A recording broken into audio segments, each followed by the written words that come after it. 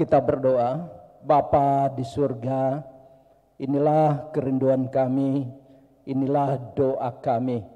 Ketika kami sudah berada di rumah Tuhan, mengagungkan nama Tuhan, mendapatkan pengampunan dari Tuhan, kami mau pakai waktu beberapa saat untuk mendengarkan firman Tuhan, mendengarkan apa yang Tuhan kehendaki dalam hidup kami. Kami berdoa biarlah Tuhan pimpin kami. Waktu yang singkat ini biarlah kami pakai dengan baik untuk dapat membaca beberapa bagian dari firman-Mu, merenungkannya dan melakukannya dalam kehidupan kami hari demi hari.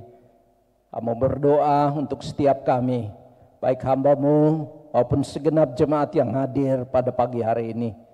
Biarlah kami mengerahkan hati kami hanya kepada Tuhan. Berbicaralah kepada kami ya Tuhan, karena kami anak-Mu telah siap mendengar. Di dalam nama Tuhan kami Yesus Kristus kami berdoa. Amin. Selamat pagi Bapak Ibu sekalian. Salam. Ya puji Tuhan, pagi hari ini kita boleh kembali beribadah bersama di tempat ini. Saya menyampaikan terima kasih untuk gembala di tempat ini, BPBJ dan juga segenap jemaat yang memberikan saya kesempatan untuk kita beribadah bersama hari ini. Hari ini adalah hari Sabat, kita beribadah bersama dan juga saya diberi kesempatan untuk menyampaikan firman Tuhan pada pagi hari ini. Saya diberi tema untuk kita renungkan firman Tuhan hari ini adalah mengenal ajaran sesat. Mengenal ajaran sesat.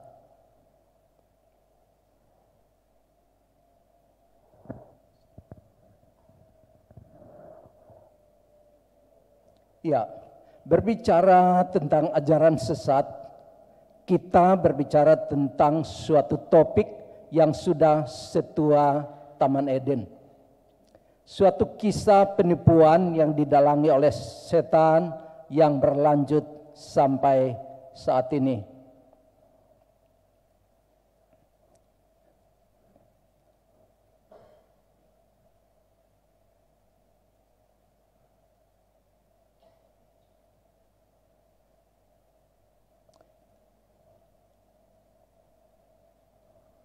Sorry, dia.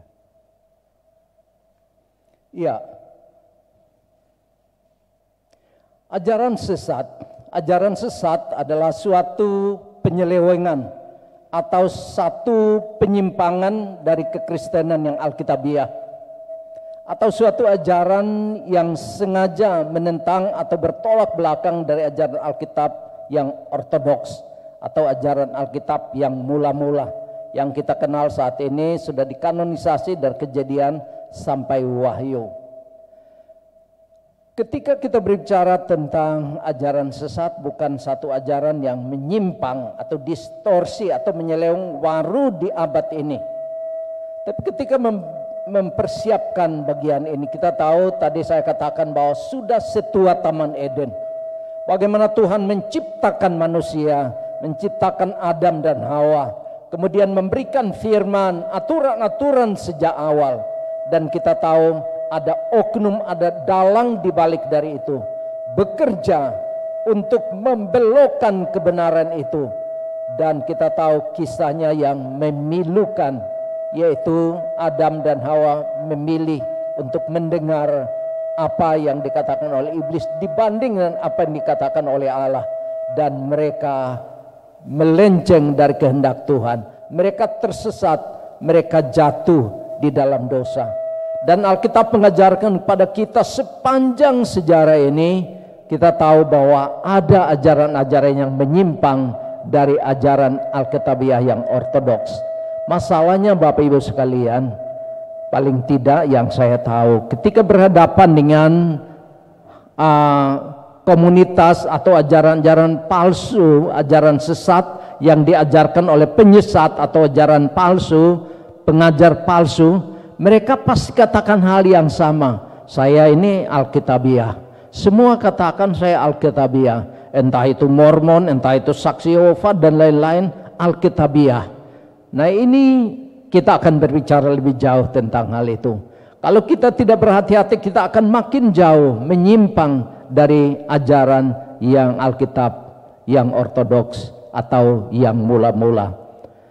Ya, saat gereja mula-mula ada, Bapak Ibu sekalian, ketika saya membaca bagian ini dan sedikit melihat tentang sejarah gereja, waduh luar biasa. Di awal-awal gereja berdiri abad pertama, kedua, dan beberapa waktu setelah ada konsili lumayan, itu ajaran yang menyimpang begitu luar biasa. Ada gnostisisme, ada marcionisme, ada montanisme, ada arianisme, ada nestorianisme, ada unitarianisme, ada plagiarisme, dan banyak sekali ajaran-ajaran yang menyimpang dari kebenaran yang sejati. Ajaran-ajaran itu luar biasa. Pada waktu meletakkan dasar satu gereja, tadi kita mengucapkan pengakuan iman rasuli dan bagian dikanonisasikan. Waktu itu begitu luar biasa, pertentangan yang luar biasa. Ajaran-ajaran ini ada tokoh-tokoh utamanya berbicara tentang Allah. Sebenarnya gnostisisme percaya bahwa tidak ada Allah, alam ini tercipta dengan sendirinya, tetapi mereka tidak bisa membuktikan bahwa tidak ada Allah. Ada pemisahan yang radikal, PL sama PB itu tidak satu. PL itu lebih rendah dari PB. Allah Tritunggal itu bukan 3 pribadi, tetapi satu, pertentangan yang luar biasa. Allah Putra itu lebih rendah dari Allah Bapa. Yesus berbicara tentang natur Yesus. Yesus itu manusia atau ilahi. Apakah manusia ilahi itu 2 pribadi yang berbeda atau jadi satu, terpisah? Kemudian berbicara tentang dosa asal. Apakah dosa asal dari Taman Eden, Adam dan Hawa masih kita warisi sampai saat ini?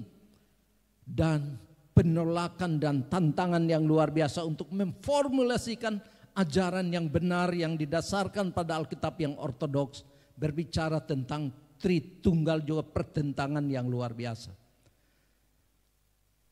Ini pada awal-awal. Kemudian kalau kita berlanjut, kita tahu bahwa ada ajaran-ajaran sesat yang selanjutnya, yang kalau mungkin Bapak Ibu pernah mengikuti belajar katekisasi, kita akan melihat bahwa ajaran sesat ciri ajaran sesat itu adalah adanya wahyu yang lain, ada tafsiran yang subjektif. Wahyu yang lain misalnya Mormon, katanya menemukan satu lempengan di gua, kemudian dia ada kitab, ada terjemahan yang baru, ada tafsiran yang subjektif, ada otoritas, satu sumber otoritas lain yang alkitabiah, dan seterusnya.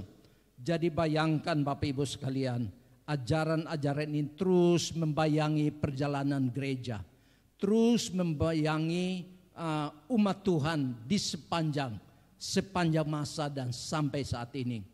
Oleh karena itu, ketika kita bicara tema seperti ini, kita harus ingat baik-baik agar kita tidak tersesat atau disesatkan oleh pengajar yang palsu. Pagi hari ini saya mengajak kita membaca beberapa ayat dari Alkitab, yaitu Galatia pasal yang pertama. Kita bisa lihat baca dari screen saja, karena ini saya ambil dari terjemahan 2, TB2, atau Bapak Ibu ada TB2 bisa mengikuti. Galatia 1 ayat 6 sampai ayat 10. Mari kita baca bersama-sama, hanya ada beberapa ayat kita baca bersama-sama. 2, 3.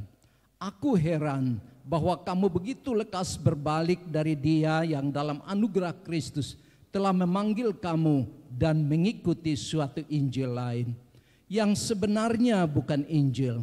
Hanya ada satu orang yang mengacaukan kamu dan yang bermaksud untuk memutarbalikan Injil Kristus. Tetapi kami atau seorang malaikat dari sorga yang berkatakan kepadamu suatu Injil yang berbeda dengan Injil yang telah kami beritakan kepadamu, terkutuklah ia. Ayat 9. Seperti yang telah kami katakan sebelumnya, sekarang kukatakan sekali lagi, jikalau ada orang yang memberitakan kepadamu suatu Injil yang berbeda dengan Injil yang telah kami terima, terkutuklah dia. Jadi bagaimana sekarang? Apakah ku cari kesukaan manusia atau kesukaan Allah? Ataukah ku coba untuk menyenangkan manusia? sekiranya aku masih mau mencoba menyenangkan manusia, aku bukanlah hamba Kristus. Demikian beberapa firman Tuhan. Paulus berbicara kepada jemaat-jemaat di Galatia. Jemaat di Galatia ini adalah komunitas non-Yahudi. Pada waktu itu Paulus sudah mengajarkan satu ajaran yang Alkitabiah, yang didasarkan pada kebenaran itu. Tetapi pada waktu itu ada pihak-pihak, ada sekelompok guru-guru palsu yang dikenal sebagai ahli agama Yahudi, berhasil menarik mereka untuk membelokkan mereka bahwa iman dalam kasih karunia tidaklah cukup untuk keselamatan. Jadi selain Taurat ada hukum Yahudi, yakni tradisi-tradisi yang harus ditaati. Ketika Paulus mendengar ini, Paulus begitu marah. Paulus katakan, aku heran. Kalau kita lihat ayat ini, Paulus katakan di dalam ayat 6, aku heran. Aku heran. Kalau pakai bahasa saya, aku sangat kecewa loh. Saya kecewa. Jemaat itu saya sudah mengajarkan Injil sejati. Injil yang berbicara tentang Yesus yang sudah mati dan seterusnya. Sudah cukup. Itu adalah anugerah dari Tuhan, sudah cukup. Ada sekelompok pengajar-pengajar yang katakan enggak bisa. Paulus itu sesat loh. Paulus itu sesat. Masakan dia kan orang Yahudi, seharusnya Taurat ini untuk kita orang Yahudi, untuk bangsa pilihan. Orang Galatia ini kan bukan orang pilihan. Mereka kan tidak bersunat. Masakan Paulus katakan kamu orang non-Yahudi bisa masuk, bisa menerima anugerah dari Tuhan. Pengajar sesat gitu katakan Paulus sesat. Mereka mengajarkan tidak cukup hanya percaya akan kasih karunia itu, tapi kita harus melakukan sebagai orang Yahudi, ada tradisi-tradisi yang kita harus lakukan. Dan ini yang membuat Paulus begitu marah. Kita di dalam ayat-ayat yang singkat ini Paulus katakan terkutuklah dia. 2 kali katakan terkutuklah dia. Ini tentu sesuatu yang serius. Mengajarkan sesuatu yang sesat itu serius. Yesus katakan lebih baik batu giling itu digantungkan di leher dan dicampakkan ke laut daripada menyesatkan salah satu dari anak-anak Tuhan. Batu giling. Kita tahu bahwa orang dulu biasa menggiling. Ada batu yang berat, kemudian ada pegangannya, mungkin giling jagung atau apa. Itu berat sekali supaya bisa menghancurkan gilingan itu. Itu kalau lemparkan orang ke laut saja sudah pasti tidak punya pengharapan. Digantungkan batu giling itu dilemparkan. Terkutuklah ia. 2 bagian di dalam Lukas 17, kemudian di Roma pasal 9 Paulus ketika berbicara tentang umat Israel dia mengatakan demikian. Dia katakan terkutuklah. Mungkin kita katakan kok hamba Tuhan mengatakan terkutuk. Terkutuk ini adalah artinya mengatakan bahwa dihukum Tuhan. Orang yang menyesatkan, mengajarkan ajaran sesat pasti dihukum Tuhan.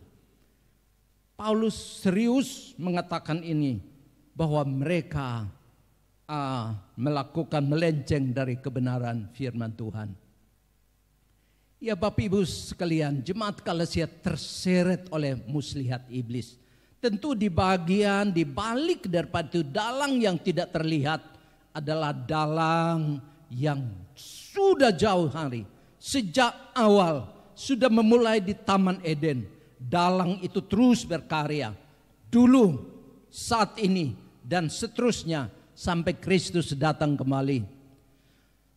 Tipu muslihat iblis karena percaya kepada Injil palsu. Jemaat Galatia sebenarnya telah mengenal Tuhan Yesus melalui pemberitaan Injil.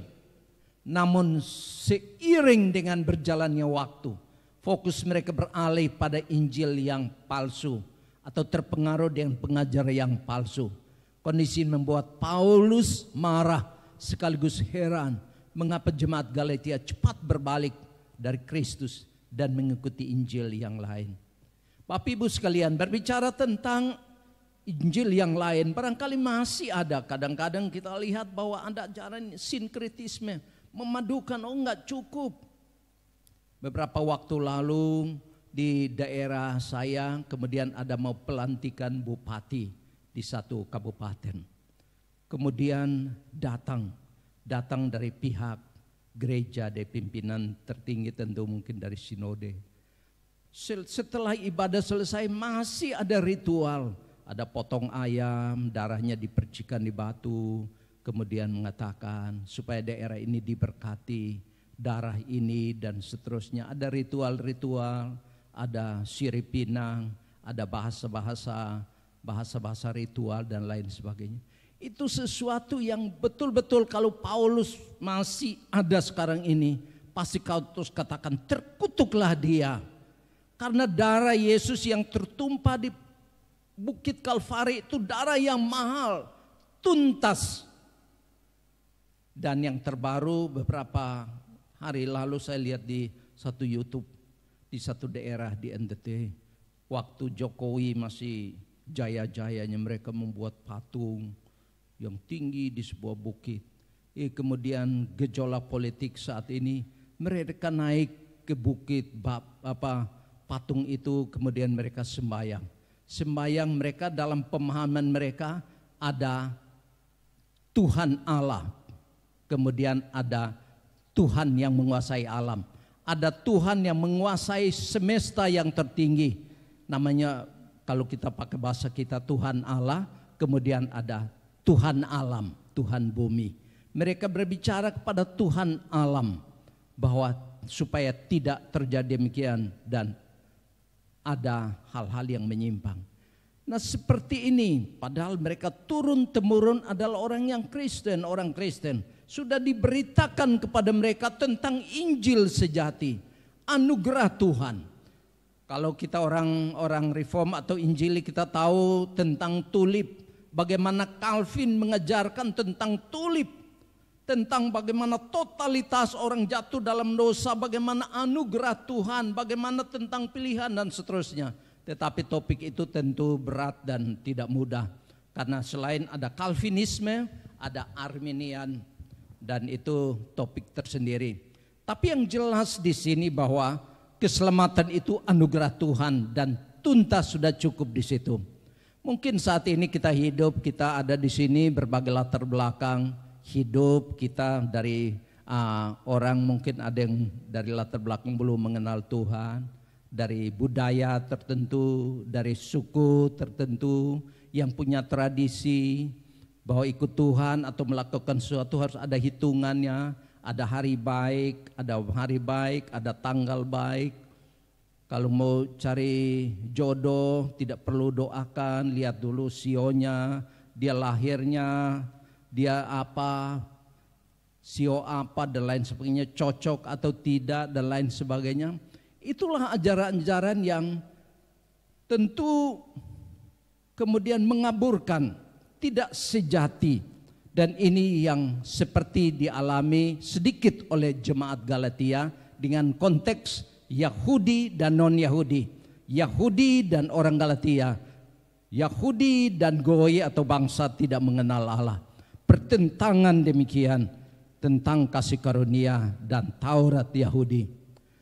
Ya, oleh karena itu mari kita mengenal. Beberapa pagi hari ini kita kembali melihat ayat-ayat firman Tuhan ini, kita mengenal ajaran sesat dari ini. Walaupun nanti saya tambahkan yang lain. Injil yang lain.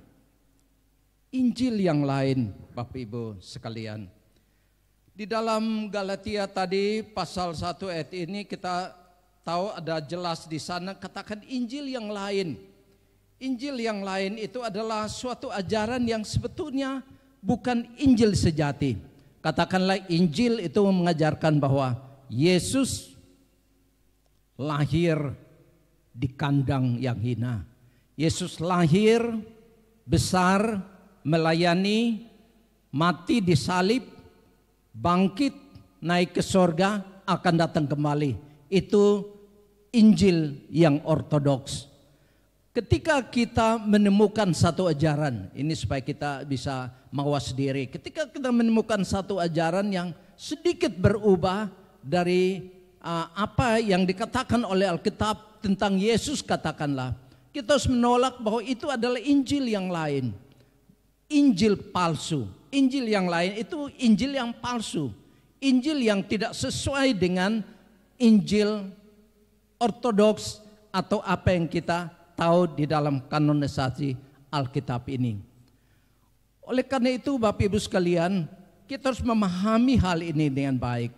Untuk kita bisa melihat bahwa ada Injil yang lain, kita bisa tahu bahwa ini adalah imitasi, maka kita harus menerus mengetahui yang sejati. Seseorang yang mungkin bekerja di toko emas atau di pegadaian, ketika melihat, meraba, dan kemudian itu dia sudah tahu ini asli atau imitasi. Atau seorang kerja di bank, kemudian kita memberikan uang, dia melihat, meraba, menerawang, dia bisa tahu ini palsu, bukan asli. Jadi supaya kita tahu mana yang lain, Injil yang lain, yang palsu, kita harus mengetahui yang sejati, yang murni, yaitu suka akan firman Tuhan.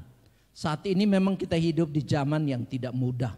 Nilai-nilai dunia, nilai-nilai melalui media sosial, melalui informasi, melalui internet begitu banyak, begitu bertubi-tubi. Barangkali seperti orang menembakkan meriam, begitu banyak peluru yang dikeluarkan. Sementara yang kita dapatkan dari sejati, seminggu sekali katakanlah kita datang beribadah, mendengar firman Tuhan yang sejati, maka kita pasti terpengaruh dengan Injil yang lain, terpengaruh dengan nilai yang lain yang sebetulnya bukan yang murni. Oleh karena itu kita harus cintai Injil yang sejati. Berapa banyak media, berapa banyak WA group, berapa banyak kita berada dalam media sosial yang hari ini kita sehari bisa mendapatkan renungan mungkin lebih dari 10 atau 20. Begitu banyak yang membuat kita begitu bingung dan begitu kacau mana yang harus kita pegang. Itu kita hidup di konteks zaman yang seperti itu. Jadi nilai-nilai duniawi yang kadang-kadang melenceng dari yang murni ini terus menggerogoti kita. Hidup kita, hati kita, pikiran kita sebagai perbendaharaan apa yang masuk dan masuk. Itu yang bisa nanti kita bisa keluarkan di dalam hidup perilaku kita mengikut Tuhan dan sesama. Jadi konteks kita demikian. Apa yang kita dapatkan? Apa yang kita izinkan untuk masuk dalam perbendaharaan hati dan pikiran kita. Seorang mengatakan bahwa pikiran kita, otak kita itu seperti perpustakaan.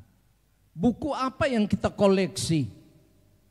Buku apa yang kita izinkan untuk koleksi di dalam perpustakaan kita untuk masuk. Dan hati-hati dengan Injil yang lain ini. Kalau kita belajar tentang ajaran sesat itu bukan sesuatu yang melenceng sekali dari kebenaran yang sejati. Kalau dia berbeda sekali orang langsung tahu ini sesat, saya nggak mau ikut, kamu sesat. Tetapi sedikit demi sedikit, menyimpangnya sedikit. Saya belum lama pulang dari Belitung, kami mission trip di Belitung, baru 2 minggu lalu. Di sana kami nginap di hotel, ketika di lobi saya duduk sama teman-teman, saya lihat ada pajangan banyak sekali buku-buku di sekitar situ. Saya lihat dari jauh ada sedarlah, ada menara pengawal, saya sudah tahu itu saksi Yehova. Kalau kita baca buletin-buletin saksi Yehova, menara pengawal atau sedarlah, nyaris kalau kita tidak tahu yang sejati kita pasti apa sih? Palasan apa sih salahnya? Ini biasa aja, ini kan kutip ayat Alkitab, ini biasa. Tetapi kalau kita ikuti dengan baik, Di situ dalam satu halaman katakanlah penuh, nanti ada satu kata yang serius mematikan, yang bisa membawa kita melenceng dari yang sejati. Dan hati-hati, tentu tidak semua.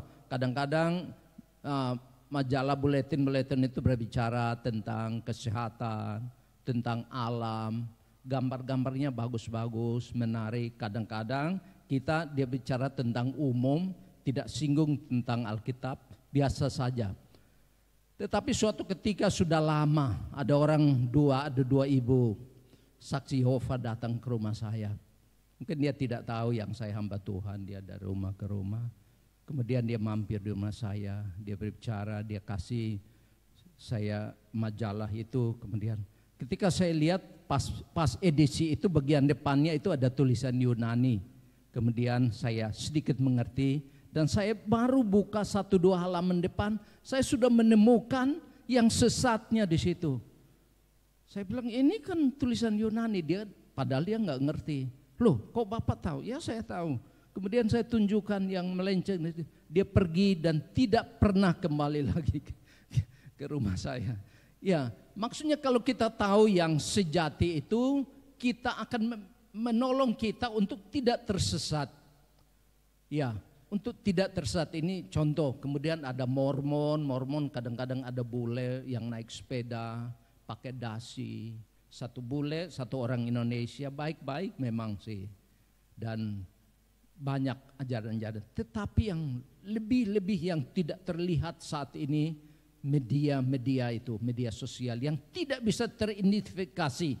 Apakah ini saksi Yehova, ada Mormon, tetapi masuk terus secara intens melalui media sosial, media informasi. Kita nggak sadar begitu jauh kita bisa melenceng dari kebenaran firman Tuhan. Nanti ajaran-ajaran seperti yang Gnostik, Arianisme, Mormon dan lain sebagainya yang diperdebatkan bertikai habis-habisan di abad-abad pertama terulang lagi walaupun kita tidak tahu tentang cirinya. Terulang lagi dan kita melenceng, kita makin jauh dari Tuhan.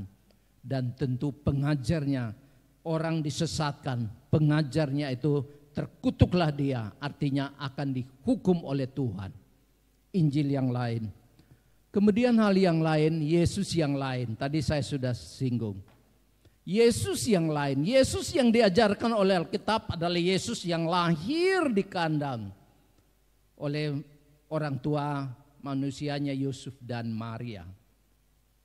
Kalau Yesus, orang mengajarkan Yesus lahir di bawah pohon kurma, itu pasti sesat, itu bukan Injil sejati. Kemudian selanjutnya, Yesus yang diajarkan oleh Alkitab adalah Yesus yang mati tersalib. Kalau di dalam perjalanan kita ikut Tuhan dan ajaran katakan Yesus tidak mati tersalib, tetapi diserupakan oleh orang lain atau hanya pingsan, pasti sesat.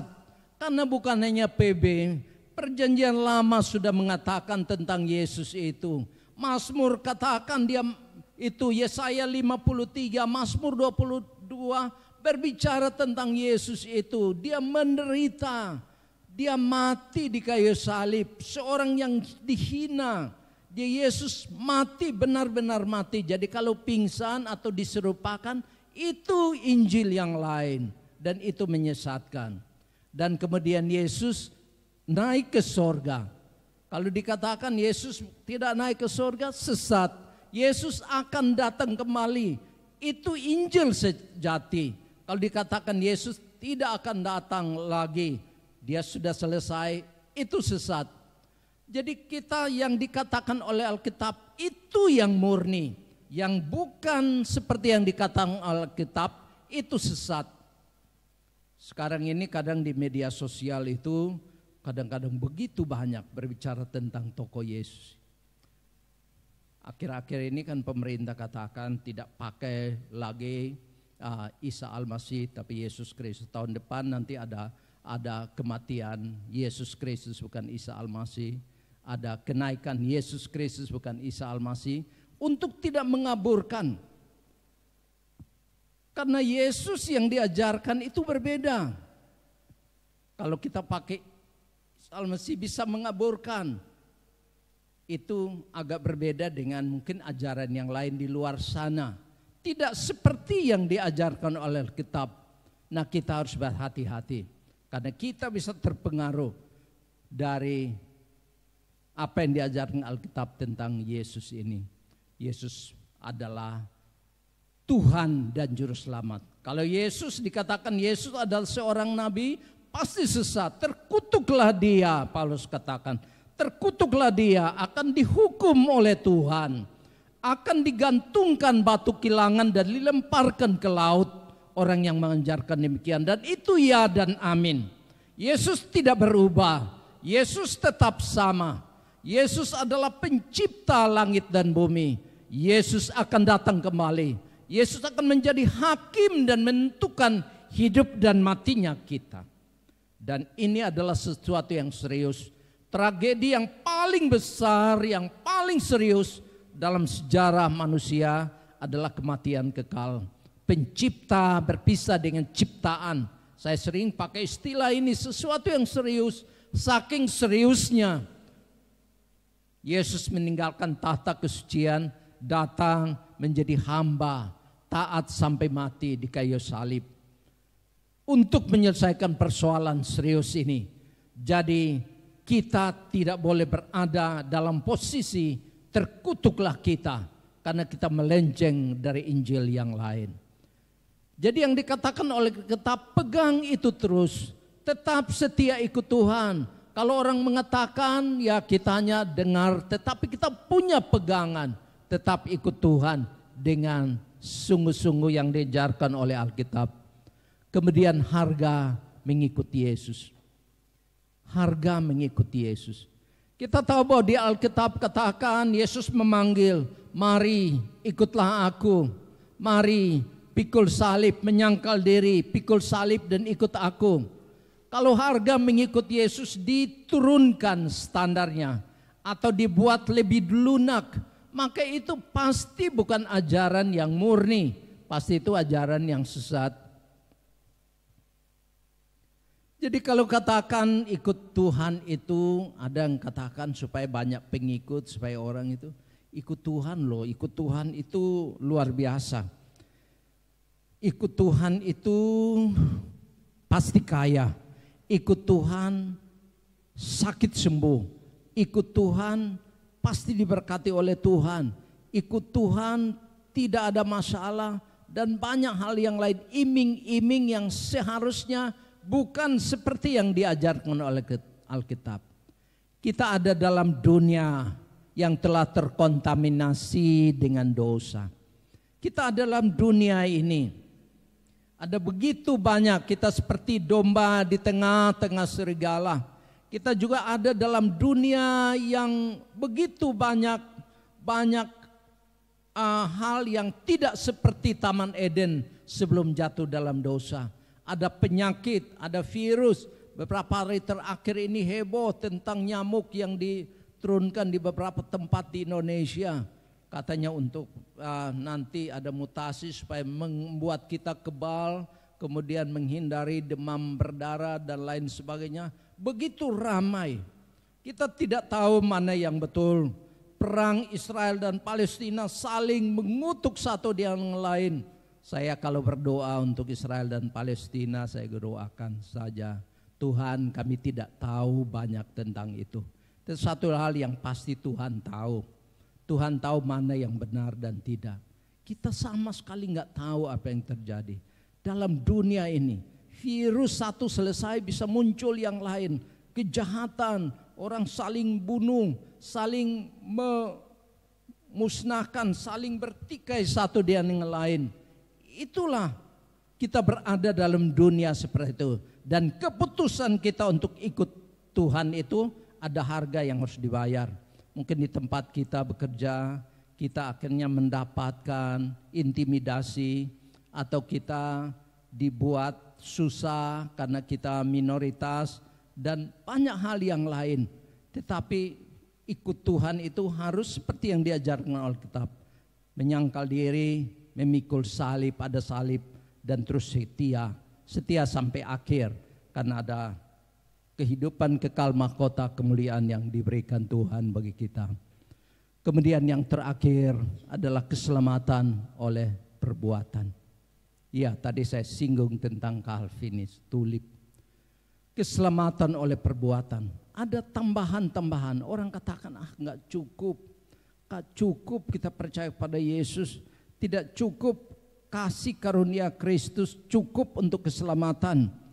Kita harus nambahkan yang lain. Seperti konteks Galatia, kita harus ikut tradisi yang harus ditaati sebagai komunitas Yahudi. Kita harus bersunat. Paulus itu sesat. Masa orang bukan Yahudi dikatakan ikut saja Yesus, percaya, tidak usah masuk ke dalam tradisi memperoleh keselamatan. Begitu demikian. Beberapa hari yang lalu saya berbicara dengan seorang ibu yang ikut katekisasi. Dia bertemu dengan saya, bagaimana Pak Lazar? Posisi GKY di mana? Saya tahu bahwa keselamatan itu hanya oleh anugerah toh. Kalau kita sudah percaya artinya selamat, pasti selamat. Bagaimana kalau tahun depan atau beberapa tahun atau sebelum saya meninggal kemudian saya tinggalkan Tuhan? Apakah saya selamat? Kalau saya selamat kan jadi aneh Pak Lazar. Saya katakan ketika kita harus katakan membedakan tentang justification dan sanctification ya. Ya, kalau kita berpatokan pada Injil, kita percaya kepada Tuhan. Dalam perjalanan waktu mungkin kita jatuh bangun, tetapi Tuhan akan memelihara kita. Iman kita akan terus terpelihara. Ketika kita jatuh dalam dosa, Roh Kudus akan menolong kita, menyadarkan kita untuk segera menyelesaikan sehingga kita tidak kehilangan keselamatan. Sekali percaya kepada Tuhan, Yesus Kristus memperoleh keselamatan.